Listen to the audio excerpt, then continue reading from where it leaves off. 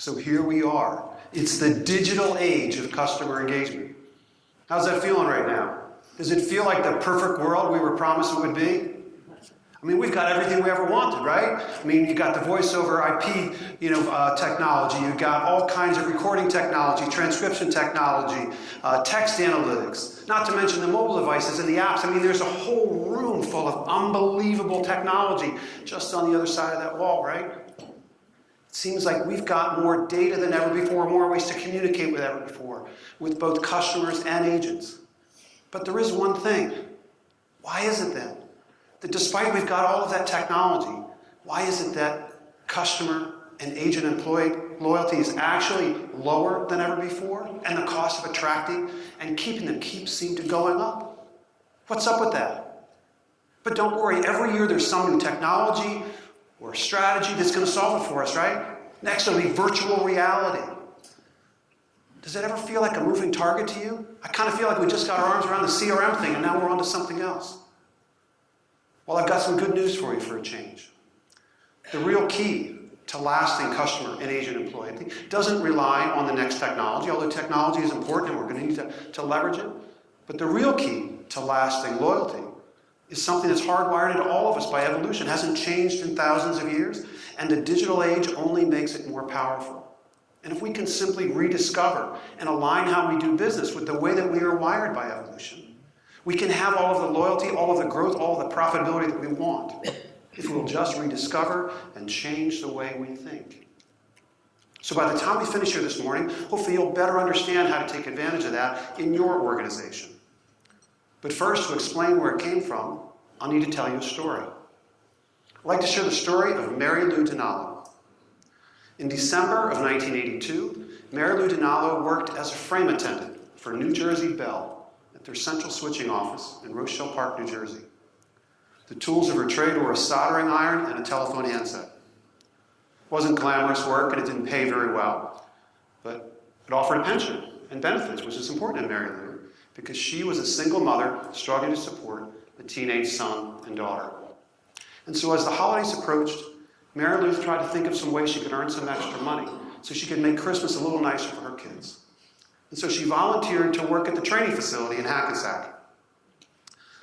The first night at the training facility was smooth sailing. She really enjoyed her experience, met new people, and shared her experiences. And on the drive home, she even began to make a mental list of the gifts she might be able to afford if she just worked a few more hours. The second night, however, was entirely different. As she entered the alley that went down to the parking lot behind the building, she noticed there were two men standing at the other end in the shadows. Now, this made her a little bit nervous, but she just thought, I'll avoid eye contact, and hopefully I'll make it to my car the same way as I had the night before. About halfway down the alley, she noticed the two men had entered it and were walking very quickly towards her. And for reasons she couldn't explain, she felt certain they were going to attack her. Her plan to avoid eye contact went right out the window. She became focused on their faces, trying to make out their shape and expression. And then, when the men were about 10 feet away from her, she could feel a scream welling up from inside her. And then her full-throttle brain recognized something familiar. And before she had a moment to speak, the words, "Hi, Frank," came out of her mouth, and the two men stopped dead in their tracks, startled by her words. Now, Frank Passarella had actually been a pretty nice kid when he was younger. Mary Lou actually knew his mother, Jean. He had gone to high school with her son, Stephen. But after graduation, without a job, he began to develop a drug habit and began to steal to support that drug habit. He'd been arrested several times, and things had gotten so bad, his parents actually had to put a deadbolt lock on their bedroom door so he wouldn't sell any more of their valuables. Now, Frank was stunned and embarrassed and managed to mutter words, "Hi, Mrs. Dinalo," before he and his would-be partner in crime shuffled by. And Mary Lou drove home that night with her heart pounding in her chest all the way, feeling certain that if she'd not recognized Frank, she would have been his next victim, and it wouldn't have been the happy holiday she wanted for her kids. So how is Mary Lou faring, and how do we know all of this? Well, I have to confess, Mary Lou Dinalo is actually my real-life mother-in-law, and I've been hearing this story in vivid detail every Christmas for 25 years. The details get more vivid every year. But what is it about a story like this that we can all relate to? What is it about our psychology that allows us to navigate through these threatening situations very quickly and very successfully? Well, it turns out that the answer to that question actually lies deep in our past, because Mary Lou had to make two kinds of decisions very quickly and very accurately, just the way primitive humans did tens of thousands of years ago. First, she had to determine what were the intentions of the two men at the end of the alley. Were they friends or foes? Would they help her or hurt her? Give her something or take something from her? Or said another way, what degree of warmth could she pick up about their intentions? And then, given what she thought their intentions might be, what ability did they have to carry out those intentions? Were they strong or weak, fast or slow, foolish or intelligent? Or said another way, what degree of competence did they have? And it turns out for primitive humans in the original game of Survivor, tens of thousands of years ago, these were the most important decisions humans made every day. Not only when they came upon a stranger, but frankly in all their interactions with people in their own tribe or own community, because it allowed them to know who they could trust, who they could rely on, and allowed them to build relationships that allowed them to stay in the tribe. And the bottom line was that job number one was staying in the tribe. Because you got kicked out of the tribe 10,000 years ago, you didn't get to go to Redemption Island like they do on TV, right? You'd be dead within a few weeks because we're so dependent on one another for food, clothing, shelter, and protection. And so what they have found is that through evolution, humans have become hardwired to make these judgments automatically, instantaneously, almost unconsciously, whenever we're interacting with one another. We're relying on facial expressions and body language and tone of voice and words and appearance and actions and all of that. And only in the last 10 years, social psychologists have been able to show through research in over 40 countries that these basic warmth and competence perceptions actually drive over 80% of human behavior. Let me explain a little bit more about how it works. You can think of warmth as a whole category of perceptions related to intentions. Is this person friendly? Are they honest? Are they trustworthy? Are they acting in my best interest? Are they trying to take advantage of me? And all the list could go on of all the things you might perceive about someone's intentions. Competence also is a whole category of perceptions. Things like, are they intelligent, responsible, resourceful, creative, reliable, and the list could go on of all the things that you might expect in the competence. And it turns out that these two types of perceptions actually cause a predictable pattern of emotions, and it's the emotions that actually cause our behavior.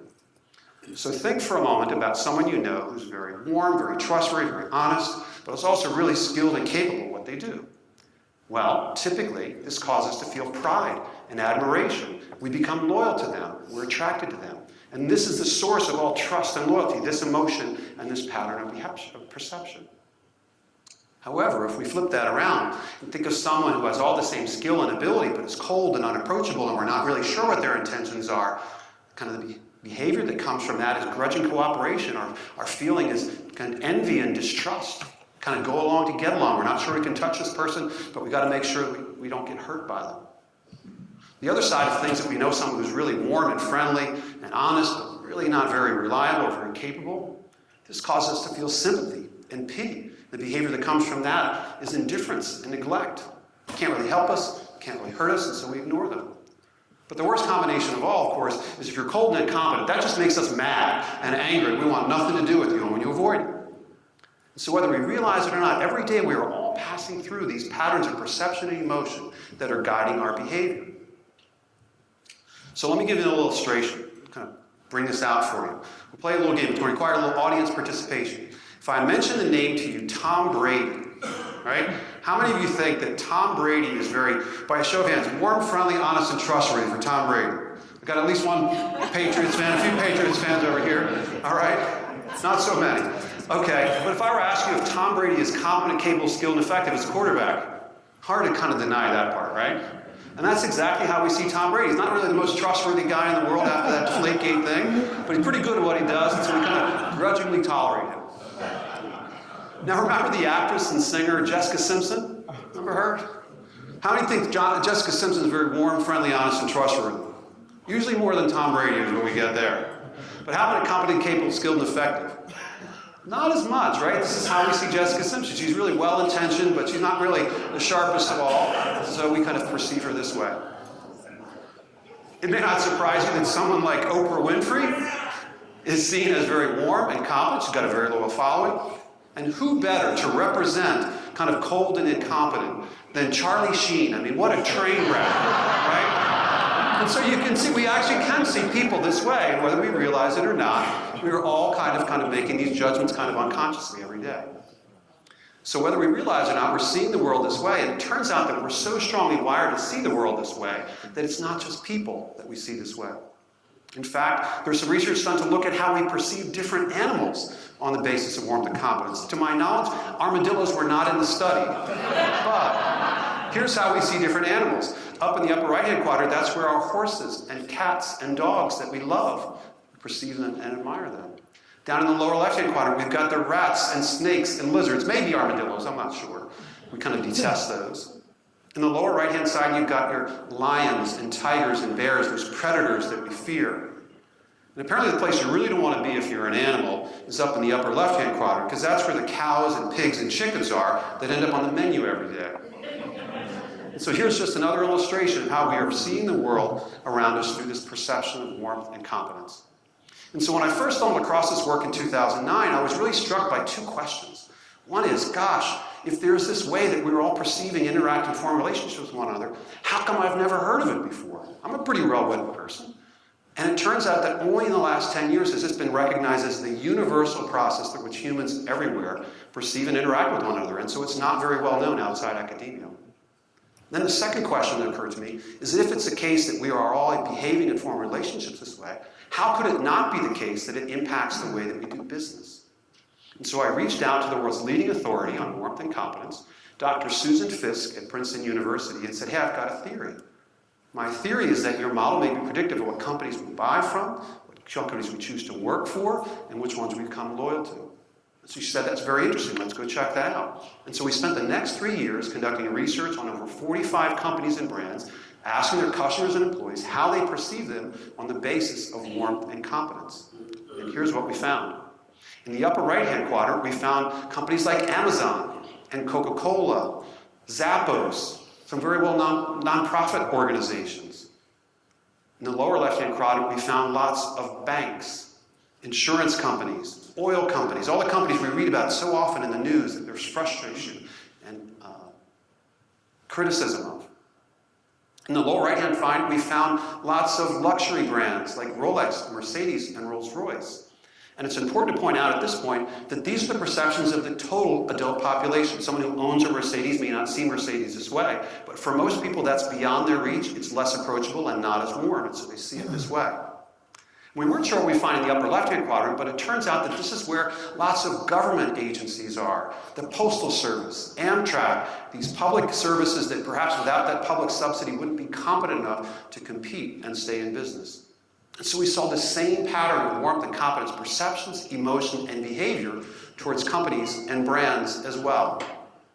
And while that was really interesting, perhaps what was more useful and more important is that when we rolled up all of that data and looked at how it impacted purchase intent and loyalty, fully 50% of purchase intent and loyalty was explained by these basic human perceptions of warmth and competence. Before we talked about price, quality, reliability, or all of those things, basic human perceptions was explaining 50% of our behavior. And maybe that explains why, despite we've got more data than ever before, more ways to communicate than ever before, that loyalty is actually lower than ever before. Maybe we've been missing half the picture, the half of the picture that relies on those human interactions that we were wired to guide our behavior, inform trust, and loyalty. So this really knocked me off my chair. I was Chief Marketing Officer at Choice Hotels International, and I started to recognize that as the world became more and more digital, a lot of what I was taught and trained in business and in marketing wasn't working anymore. And so we were fortunate, though, to take these findings and had our work published in the Journal of Consumer Psychology in 2012. And since then, over 250 other peer-reviewed academic papers have been published, citing and building on our work. They found things like the way we perceive logos is the same way we perceive and judge faces on the basis of warmth and competence. They found things like the way we experience the taste of a food or beverage product is altered physiologically by what we know about the people at the company. Tell you one story about the people and what they do, you get one rating. Another story changes the way you perceive the taste. And so it's been incredibly remarkable how this has really started to transform thinking about loyalty and customer engagement. But if you're like me, probably during the course of your career, it seems like every year there is some new book or theory or model of how the world works or doesn't work. And I've certainly found all of these really, really helpful. But I've often wondered, gosh, how do I put it all together? Is there some rule of thumb or common thread that can guide me through most of what I need to know? How do I do all of this stuff at once? Well, for me, warmth and competence seems to be that underlying psychology that helps explain what all these different ideas have in common. For me, it's become that guiding compass. It helps guide me through how do I apply this in different contexts in business. But probably to bring it into clearest focus, it would be easiest for me to tell you a story about how this works in the real world. I'd like to tell you the story of Teresa Cook. In August of 2012, Teresa Cook lay dying in a hospital bed in Nashua, New Hampshire. She was in the final stages of pancreatic cancer. And by her side was her 21-year-old grandson, Brandon, trying to do whatever he could to make her final days as comfortable as possible.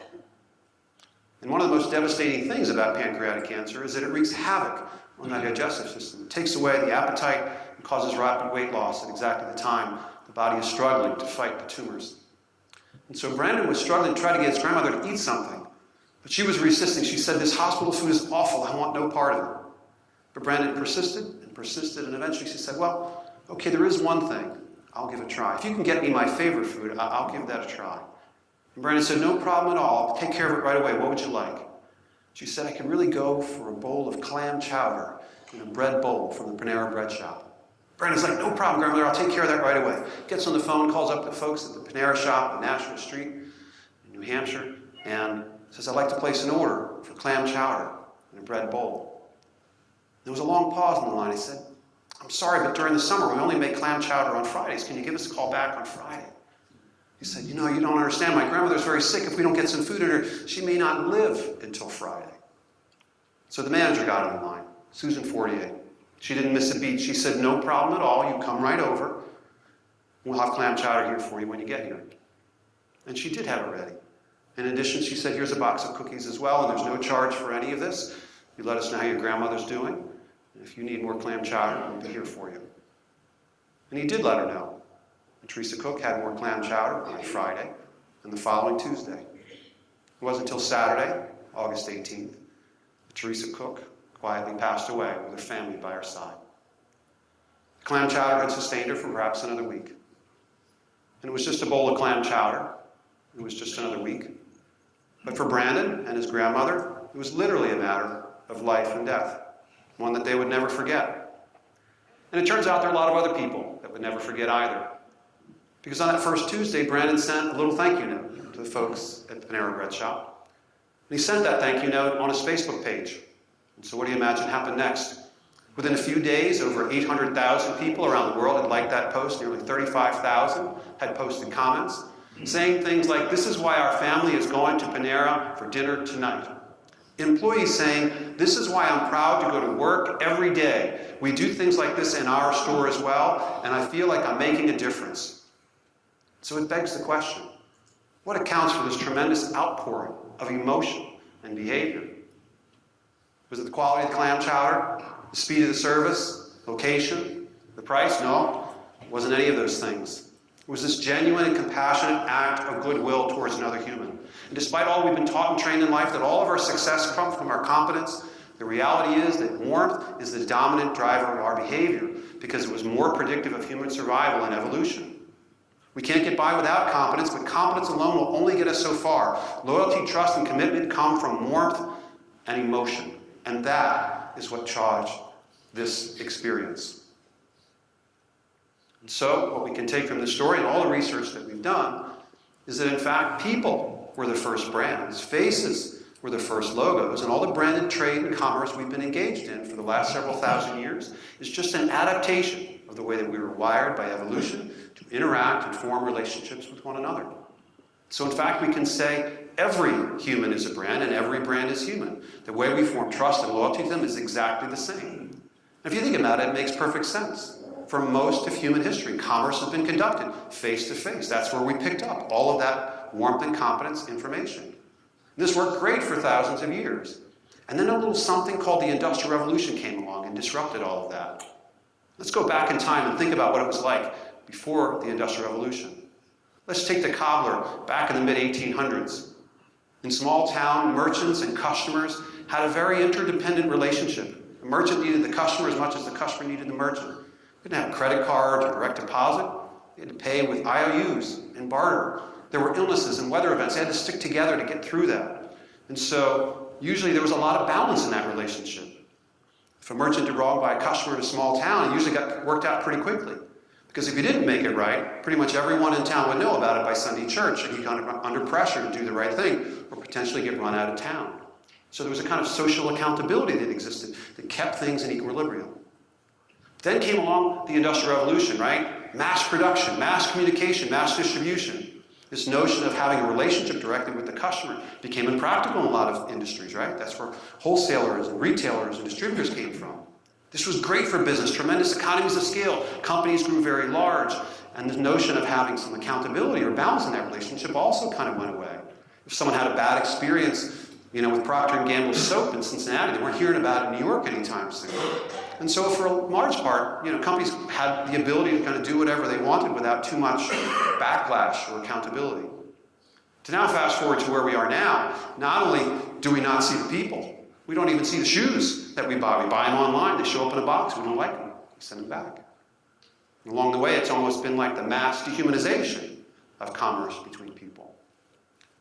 But now within the last 5 to 10 years, something's changing, right? Thanks to e-commerce, mobile devices, and social networks, we again have this incredible social accountability coming back with a vengeance. Now if someone has a good experience or a bad experience, it's not that everybody in town knows about it by the end of the week. Everybody in the country could know about it by the end of the day. It's warmth and competence on steroids, and large companies are being brought to their knees by this social accountability that's back with a vengeance. It's a relationship renaissance where, again, we are buying and becoming loyal based on what we know about the people at the companies and brands that we do business with. It's like going back to the future, more similar to the way it was before the Industrial Revolution. So at this point you might be saying, Chris, this is all really great and really interesting, but what's it got to do with contact centers? Well, I'd argue to you that it's got everything to do with contact centers and customers and agents. And I would argue that contact center agents are in fact a secret advantage to building lasting loyalty with customers. Let me give you an example. This is Bill Peart. Bill Peart is a customer agent for Nutrisystem in Fort Washington, Pennsylvania, just outside Philadelphia. And Bill is a different kind of customer agent because Bill has spent over 25 years working in call centers of all different kinds. And in fact, he actually rose into sales management roles at 2 very large companies, Medical Guardian and West Health. But a few years ago, he decided he wanted to retire from managerial responsibilities and go back to doing what he enjoyed doing best every day, which was having meaningful conversations with people. And so, a few years ago, he decided to join Nutrisystem in a sales agent role and start having conversations with customers again. And the thing about Bill is he's got a very unique approach. When a call comes in, he just doesn't process the order or the cancellation and move on to the next one. He actually takes some time to get to know each of those customers and actually shares a little bit about himself as well. Whether it's where they're located, what sports team they follow, or what their weight loss goals are. And Bill can relate a lot because he's struggled with weight management himself during his career, so he's really interested in what their challenges are. And he takes time to listen, hear about their concerns, empathize, and really encourage them that they can be successful in reaching their goals if they put their mind to it. And so, as a result, Bill has developed a tremendous following of customers that really have a lasting relationship with him. Here is one of his customers. This is Paul Hawk from Woodbury, New Jersey. Bill started to talk with Paul back in July of 2018 about Nutrisystem. Within the first month, Paul sent him a note and said, "Hey, Bill, I just want to let you know, it's been a month now, I've already lost 34 pounds, and thank you for helping save my life. I'll never forget you." How often do you hear that about an interaction with a call center agent? Now, 8 months later, Paul has lost 141 pounds. He's halfway to his target weight. He feels great. His most recent note to Bill says, "Here's a picture of me today. I haven't been able to wear this outfit for 5 years, and the jeans are actually big on me." So I said to Bill, "What is the secret to your success?" And he said, "Chris, once people know that you genuinely care about them, it changes everything. They will open up to you if they know you, they like you, they trust you, they know they can rely on you. It changes everything. And I don't set every day with a sales goal. I set out every day to have 10 to 15 meaningful conversations with people where I can show that I care about them. And it makes a huge difference. As you might imagine, Bill's hugely popular with his customers. He has a very high closing rate. And his handle times are a little bit longer. But he's got over 20% of his sales come from referrals. And Bill looks forward to coming to work every day because he knows he's making a lasting difference in the lives of the customers that he talks to. And so what we can take from this is that, in fact, this makes a huge difference. That's why it's a secret advantage. If we recruit, manage, and motivate our call center agents the right way and help them to focus on demonstrating warmth to the customers through those interactions, we can build tremendous loyalty. The reality is that all of our competence eventually is going to be automated by a computer, an algorithm, or an app. Warmth can only be really genuinely transmitted by a human because we have that empathy and compassion and shared experience. And so as meaningful as this is in the context of when everything goes right, call center agents can make an even bigger difference when things don't go right. Let's consider the case of Curtis and Georgia Dale. They live in New York City. Curtis has worked as an accountant at Weill Medical College for over 30 years. His wife is a New York City public school teacher. And as they've prepared for their retirement, they decided to buy a second home in Atlanta, near her mother, so they could help keep an eye on her in their retirement. Now, retirement's still a few years away, and so they've been splitting time between their homes in New York and Atlanta. And to help keep an eye on things, they become fans of the Ring video doorbells and security lights. They even had one of the doorbells installed in Georgia's mother's home, so they could kind of keep an eye on her while they are away. We've had a great experience with them, and then during the holidays this year, after a long time away from Atlanta, they started to have some technical problems with the Ring devices, and their visibility to what was going on went black, had to do with the battery or something like that. And so they became a little bit concerned about this. They called up the customer support at Ring, and it was determined through some conversation and remote diagnostics they were going to need some replacement parts and some adaptations to their equipment on site. And this made them really nervous. They weren't going to be back down in Atlanta until New Year's Eve. It was during the holidays, worried about their mother. And this caused a lot of frustration and anxiety. So it was at this point that a customer support specialist named Sonny Cardona enters the story. Now, Sonny is a technical wizard with Ring based in Phoenix. And as great as he is technically, probably Sonny's greatest skill is his ability to really empathize with customers and explain complex things in language that anybody can understand. And so we got on the phone with Curtis and started to understand what their situation was, why they were so concerned about their mother and all that the visibility that they had lost, and the fact they weren't going to be down there.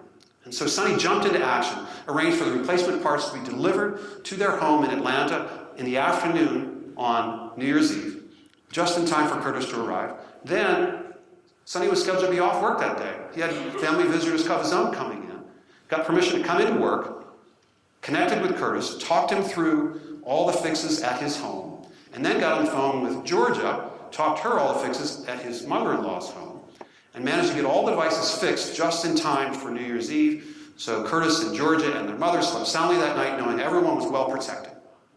And so, as you can imagine, now Curtis and Georgia, they can't say enough nice things about Sonny.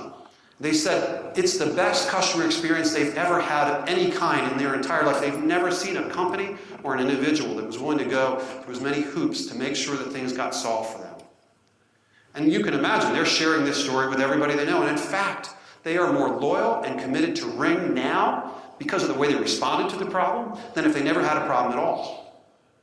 And that's another example of why we can think of these crises and problems as golden opportunities. Let's never let one go to waste because they're an opportunity by the way that we respond to demonstrate warmth in a more meaningful and memorable way than if there had been no problem at all, if we were simply willing to think about them differently. So, whether we realize it or not, whether we like it or not, every day we are being judged on the basis of our warmth and competence. Despite the remarkable gift we've all been given to accurately perceive and judge the intentions of others, it turns out that we were all equally cursed with blinders, often unable to see how our own words and actions are coming off to other people, and inadvertently we're rubbing them the wrong way and telling them that we don't care in the way that we ought to about them. And so as a result, lots of things happen in business that send people the message that we're only looking out for ourselves, and it drives loyalty down and trust to a very low level. Let me give you another example. When the Great Recession of 2008 hit, many companies went into survival mode, cutting costs and doing whatever they could to stay in business, as you can expect. One such company was a distributor of products to the healthcare industry in the Midwest. And like other companies, they cut costs and laid off employees. But they went several steps further as well to try to ensure that they preserved as much profit on the bottom line.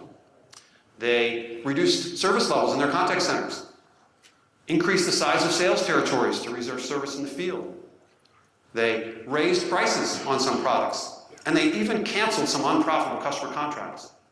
And as a result, in 2009, despite that their revenue went down by 25%, their profit only went down by 10%. This being a publicly traded company, you can imagine Wall Street was elated. Their stock price went up to nearly a pre-recession high. But it turns out the adulation was short-lived. By early 2010, the company's sales had begun to plummet. A new CEO was brought in to try to turn things around. And one of the first questions he asked is, I can see that our sales are down because of the recession, but I can also see that we have lost $1 billion in customers to our competitors. What's going on with that? And so our firm, as being a specialist area, got brought in to kind of get to the bottom of the situation. And so we went about asking all the customers they had won, lost, retained, or unsuccessfully bid in the last 18 months, what had happened and why, as well as we talked to their employees to understand their perspective as well. And the stories we heard, there's no other way to say it other than they were brutal. Customers saying, we worked with this company for 20 years. In our time of greatest need, they abandoned us, left us without a contract. We had to go out without a contract and buy products in the market when the products were very expensive. Employees saying things like, my colleagues were laid off by telephone to get them off the payroll as quickly as possible. Call centers were dramatically reduced on very short notice, leaving all kinds of employees in a lurch. And so it was clear not only did they have a big customer retention problem, they also had a huge employee engagement problem. A lot of their better employees, upon seeing this, they couldn't get the door shut, right? They were leaving the company and taking customers with them. So we brought this news back to the management team and explained what happened. They were incredulous. They said, no, you must be mistaken. You don't understand. We have great relationships with our clients. Our employees are very loyal. We have built a reputation in this industry to be a very trustworthy company. You must be wrong. Go back and check your numbers. And we went back and checked. We came back, and it was irrefutable. And we even kind of shared with them some of the open-ended comments. And one customer that they had recently won, he said, the best I can say about them is they do okay for a faceless monolith. That was the best that they could say. That's what they had become. And so in an effort to preserve a few $1 million on the bottom line, all it had cost them was $1 billion in customer contracts, hundreds of employees and customers, and a reputation that had taken them decades to build, all to save a few $1 million on the bottom line. And you'd say, how could the management team not have understood this? How could they have not known that this is how it would play out? And they were saying, you know, we don't understand. Other companies laid off people and cut costs. It was just business. It wasn't personal. Well, the reality is everything is personal, and the way they did it sent the message that all they cared about was the shareholder, and they were going to do whatever they needed to at the expense of the customers and the employees, and that word traveled fast and far, and they were held accountable because of their behavior. It's a huge blind spot. An awful lot of the way we're taught and trained, things that we did in terms of managing prices and service levels and costs in the past are no longer acceptable. It's a different world, and we are being held to account by a much different standard. It requires us to do business differently. And so if you're interested in building lasting customer and employee loyalty, I can boil it down to 3 things for you. First, we're going to have to become a lot more self-aware about how our policies, practices, and processes are coming across to our customers and our agents from a warmth and competence standpoint. Are we sending the message that we really do genuinely care about us and that you can trust us to look out for you and that we're going to have a long-term relationship, or are we only looking out for number 1? And what is the message that that will send from a loyalty standpoint? Second, once we get that feedback, we're going to have to be willing to make significant change. Even though all the policies and practices that we have may be how we got here, they aren't going to be sufficient to keep us where we want to be in the future. We've got to be willing to do things differently to better meet the expectations of customers and agents going forward if we expect to have them become loyal. And the last piece is that we're going to have to take a hard look at our priorities. Because if our priority has been to maximize growth, or maximize profit, or limit cost, or shareholder value, the reality is It turns out that's not an aspiration that's worthy of very much trust and loyalty from customers and employees. And that as a result, we're not going to get away with those things for very long. They're going to abandon us.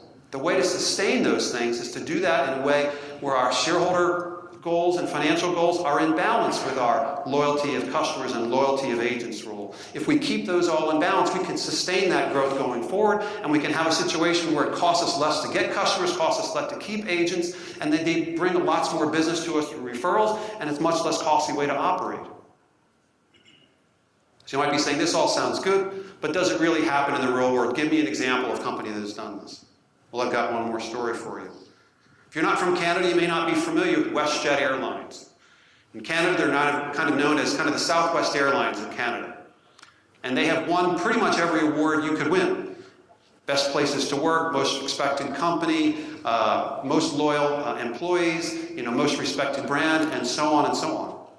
But a lot of people don't know that it wasn't always that way with WestJet. They were founded in 1996, and in their first few years, they got in a lot of trouble with the province of Alberta, where they are based on how they were reporting and collecting airline taxes. And they hadn't been calculating them properly. And so they got slapped with a fine and were sentenced to kind of repay the taxes, as well as they were obligated as part of the settlement to spend $1 million on charitable causes around Canada.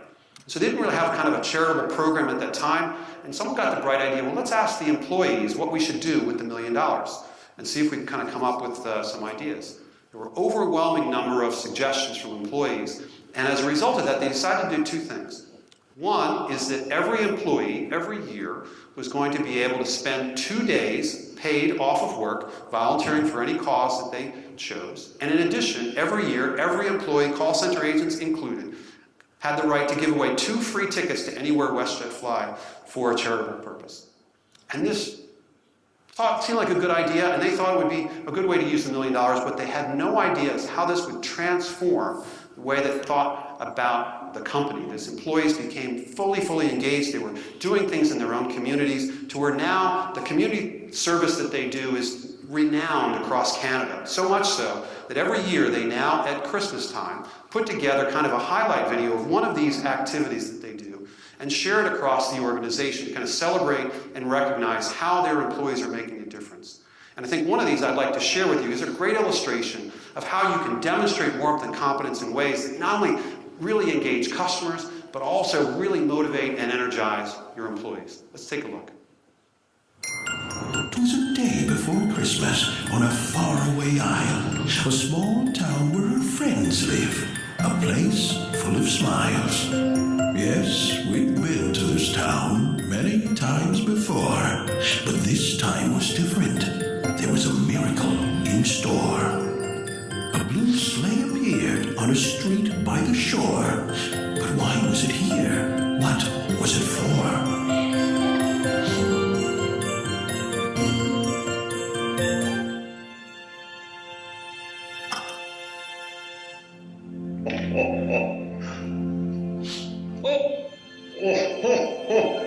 Hola, niños. ¿Santa Claus?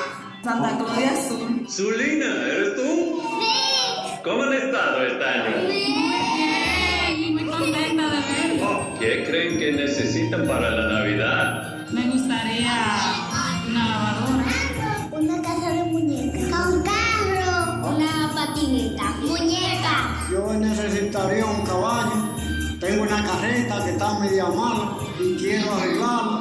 Una cuna. Soy motoconcho, pero no tengo motor. Y para sustentar a mis hijos necesito que me aprendan con un motor. Santa spoke to each person long into the night, and WestJetters were ready to shop at first light.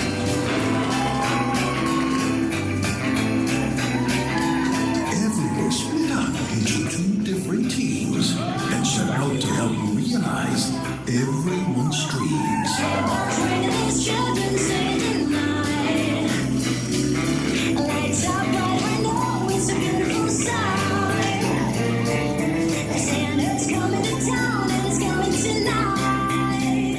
The very next day, the whole town was invited down the beach to a party.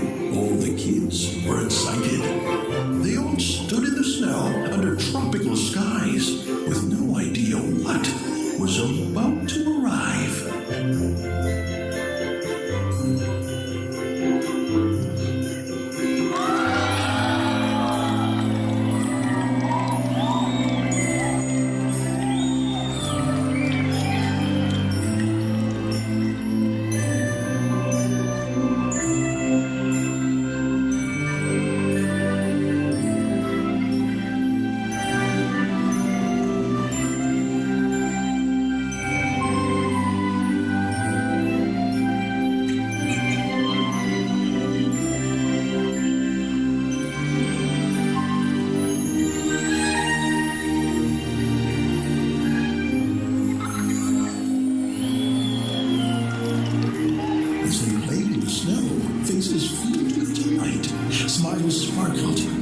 staging of the first snowball fight.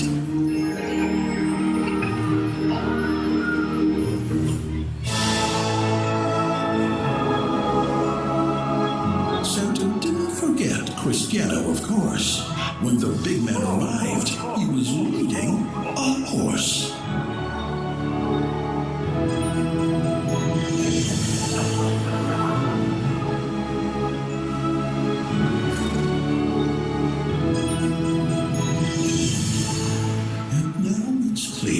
One thing we all believe, 'tis better to give than it is to receive.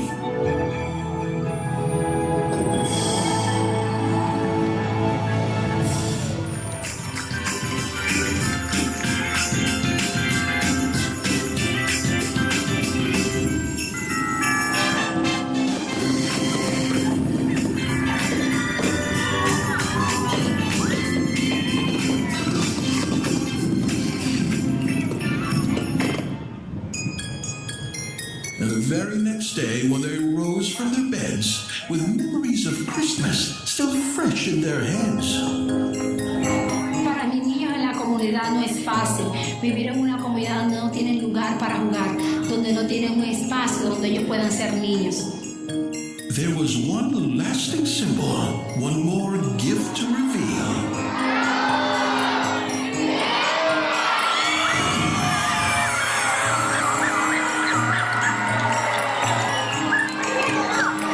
A safe place for children to play was now real. Podemos ver en el día de hoy muchos niños felices, un gran sueño en realidad. And at the end of the day, Santa had one thing to add. Merry Christmas to all, and Feliz Navidad! Ho, ho, ho, ho, ho.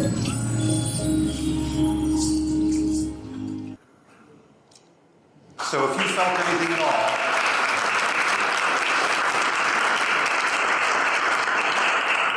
if you felt anything at all while you're watching that, that's warmth and competence working on your emotions, right? A demonstration of goodwill and compassion executed really competently makes you feel that emotion and makes you impressed. And you might say, well, that's all well and nice, but what that's got to do with selling airline tickets? Well, it turns out it's got everything to do with selling airline tickets.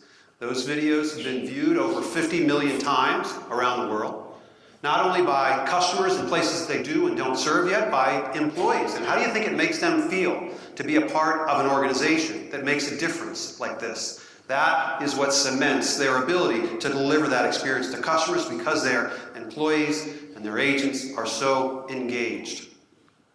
And you might say, well, what does that cost? I mean, come on now. This can't be profitable, right? Well, the reality is, within 5 years of starting these acts, their earnings went up by 150%, an average of 50 or 30% per year.